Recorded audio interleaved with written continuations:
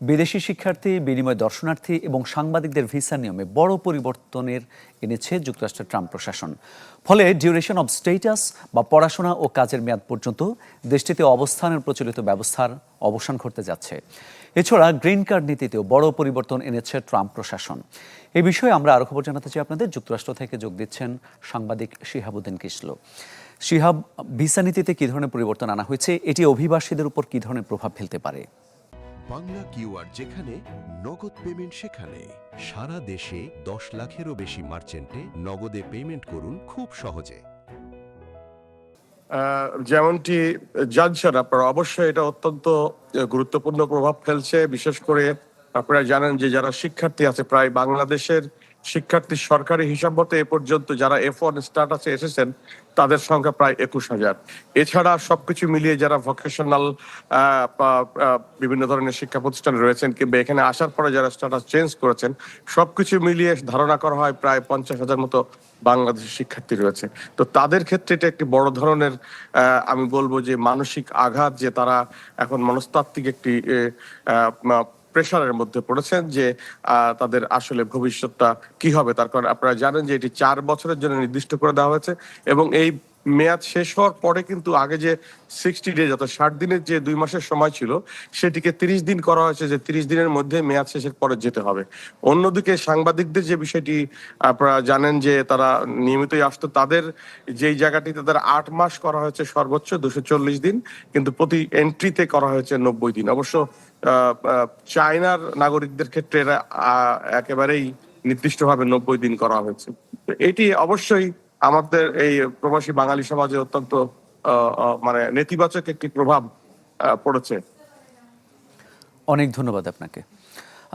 এই পরিবর্তনের প্রভাব যেহেতু পড়েছে, এর বাইরে কি সেখানে নতুন করে আবেদন করার কিংবা এটাকে কোনোভাবে মিনিমাইজ করে নেগোসিয়েশন করার কোনো সুযোগ কি থাকছে তাহলে?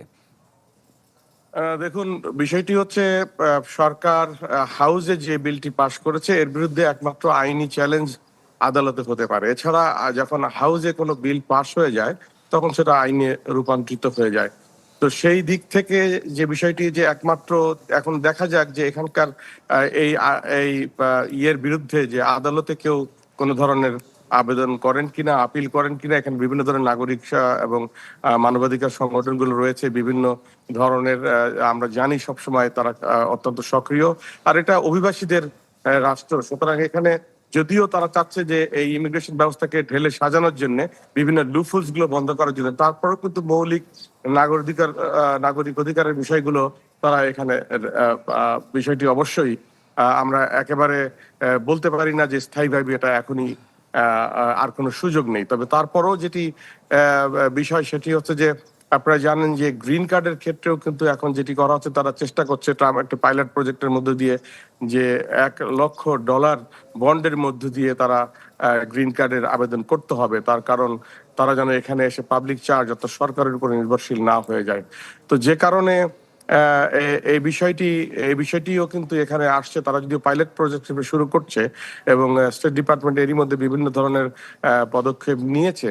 তো সেই ক্ষেত্রে যেটি দেখা যাচ্ছে যে এটির মেয়াদ আসলে 2026-এর এবছরের সেপ্টেম্বরের 18 থেকে শুরু হবে, কার্যকর হবে। আর যেটি আমরা আগে যে আলাপ করছিলাম যে বিষয়টি নিয়ে, যে স্টুডেন্টদের ব্যাপারটি, সেটি কিন্তু সেপ্টেম্বর 15 থেকে কার্যকর হবে। তো এই সেপ্টেম্বর 15-এর আগে আমাদেরকে দেখতে হবে যে এ বিষয়ে আইনি কোনো লড়াইয়ের মুখোমুখি প্রেসিডেন্ট ডোনাল্ড ট্রাম্প হন কিনা।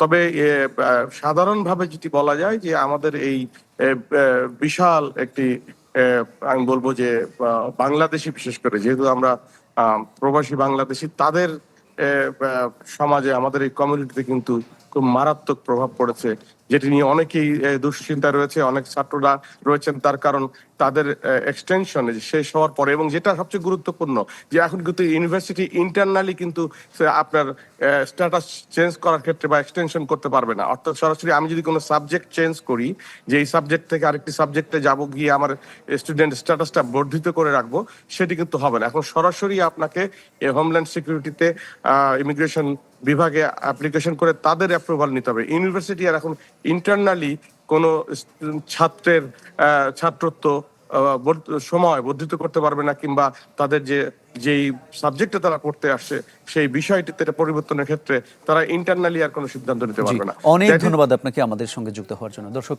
যুক্তরাষ্ট্রের ভিসা নীতিতে পরিবর্তনের বিষয়ে জানাচ্ছিলেন সাংবাদিক শিহাবুদ্দিন কিসলু।